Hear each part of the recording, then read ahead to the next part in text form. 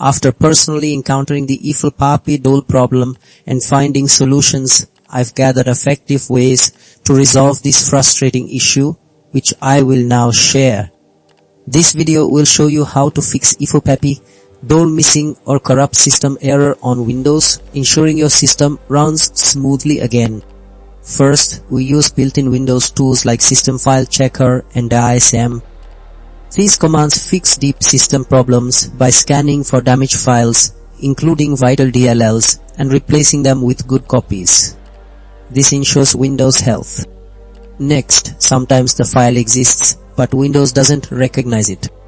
Registering the Iphlpapi Dll tells your operating system where to find and use it. Then, keeping everything up to date is crucial. Updating Windows and all device drivers fixes many hidden issues. Old versions often have bugs. New updates bring important fixes, preventing the DLL errors. Finally, if recent changes cause the problem, a system restore can take your computer back to a time everything worked fine, undoing bad updates.